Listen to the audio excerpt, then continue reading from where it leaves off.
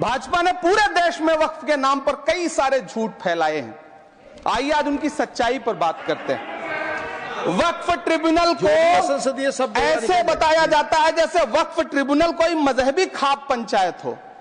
सभापति महोदय, जबकि सच्चाई यह है कि वक्फ ट्रिब्यूनल भी तो सरकारी न्यायिक विभाग है, जिसमें सरकार द्वारा नियुक्त जज होते हैं, जिसमें प्रशासनिक अधिकारी होते हैं, कहीं ऊपर से थोड़ी आ गए।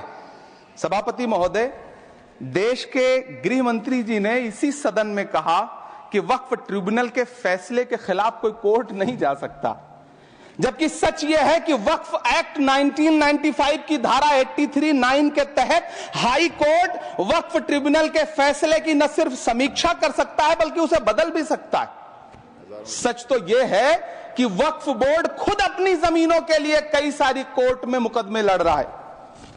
सभापति महोदय, दिल्ली की जिन 123 संपत्तियों को लेकर कल माइनॉरिटी मिनिस्टर, होम मिनिस्टर साहब और अभी आदरणीय नेता सदन बात कर रहे थे, आइए उनकी सच्चाइयों पे भी बात करते हैं। 1911 में जब अंग्रेजी हुकूमत ने कोलकाता के बजाय दिल्ली को राजधानी बनाने का फैसला किया, तो रायसीना हिल्स के चारों तरफ जो मुसलमानों की ढेर सारी जमीनें थी उनको एक्वायर किया गया और लुटियन को इसकी तामीर की जिम्मेदारी सौंपी गई। सेंट्रल विस्टा की तरह लुटियन जोन का मेगा प्लान तैयार हुआ, लेकिन उस वक्त के मुसलमानों ने उस वक्त की अंग्रेजी हुकूमत से अपनी इबादत गाहों को बचाने के लिए लड़ाई लड़ी। मामला ब्रिटिश गवर्नमेंट तक पहुंचा। तब यह तय हुआ कि वो जो धार्मिक स्थल हैं उन्हें जस का तस रहने दिया जाएगा।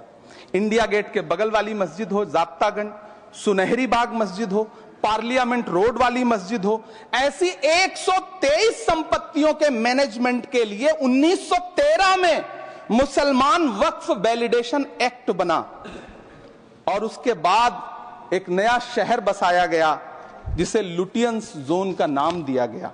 फिर 1943-45 के बीच एक और समझौता हुआ आजादी से पहले, उसके तहत काफी सारी वक्फ जायदादों को सुन्नी मजलिस औकाफ बनाकर उसके अंडर किया गया ताकि उसकी देखरेख की जा सके।